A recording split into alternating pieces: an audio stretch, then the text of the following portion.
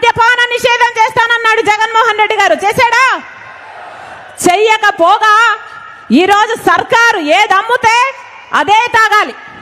ప్రపంచంలో ఎక్కడా లేనివి ఇక్కడ అమ్ముతున్నారు. వాళ్ళు భూమ్ అమ్ముతే మీరు భూమ్ తాగాలి. వాళ్ళు 3 క్యాపిటల్ అమ్ముతే మీరు 3 క్యాపిటల్ తాగాలి. వాళ్ళు డిఎస్సి అమ్ముతే మీరు డిఎస్సి తాగాలి.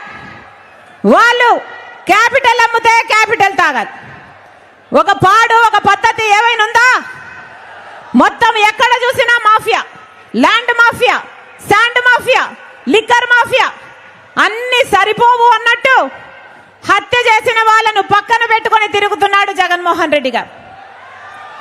సొంత చిన్నానను గొడ్డలితో 7 సార్లు హత్య చేసి నరికి చంపించారు అని సిబిఐ ఆరోపిస్తున్న అవినాష్ రెడ్డి గారిని 5 సంవత్సరాలు కాపాడమే కాకుండా మళ్ళీ అదే అవినాష్ రెడ్డి గారికి టికెట్ ఇచ్చాడు జగన్మోహన్ రెడ్డి గారు.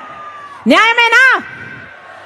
వివేకానంద రెడ్డి గారు కడప జిల్లా నాయకుడు, రాజశేఖర రెడ్డి గారి తమ్ముడు.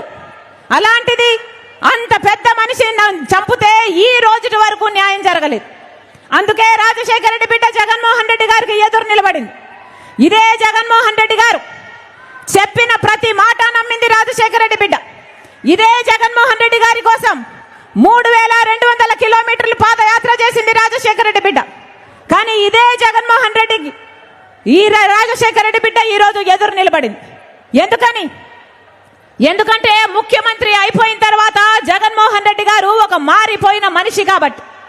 ముఖ్యమంత్రి కాకముందు రాజశేఖర రెడ్డి గారికి చావు వెనుక రిలయన్స్ హస్తం ఉంది అని చెప్పిన జగన్మోహన్ రెడ్డి గారు ఆ తర్వాత ముఖ్యమంత్రి అయ్యాక రిలయన్స్ సంస్థ వాళ్ళకి పిలిచి మరి రాజ్యసభ సీట్ ఇచ్చాడు. మరి ఏమనుకోవాలి? తండ్రిని చంపించిన వాళ్ళకి మీరు ఇచ్చారు అనుకోవాలా, లేకపోతే ఆ రోజు మీరు చెప్పింది అబద్ధము అనుకోవాలా? వివేకానంద రెడ్డి గారు చనిపోయిన రోజున సిబిఐ ఎంక్వైరీ కోరాడు జగన్మోహన్ రెడ్డి గారు.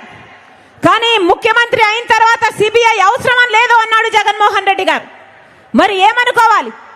ఎప్పుడు ఏది వీలైతే ఆ మాట మారుస్తుంటే జగన్మోహన్ రెడ్డి గారు రాజశేఖర రెడ్డి గారి ఆశయాలను నిలబెట్టిన వాడు ఎలా అవుతాడు?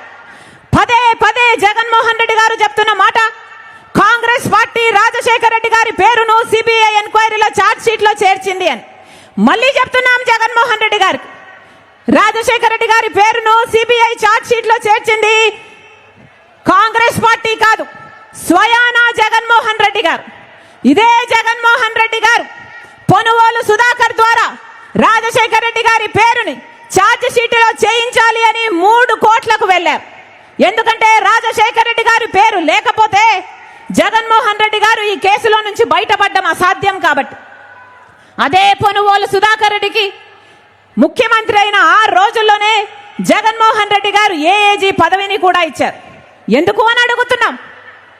కన్న తండ్రి పేరుని సిబిఐ ఛార్జ్ షీట్ లో చేర్పించిన వాడికి మీరు ఏఏజీ పదవిని ఇచ్చారు అంటే దానికి అర్థము మీ మాట మేరకే ఆయన సిబిఐ ఛార్జ్ షీట్ లో రాజశేఖర రెడ్డి గారి పేరు ఉండాలి అని కోర్టుకు వెళ్ళాడు అని మీరే ఒప్పుకున్నట్టు కాదా అని అడుగుతున్నాం.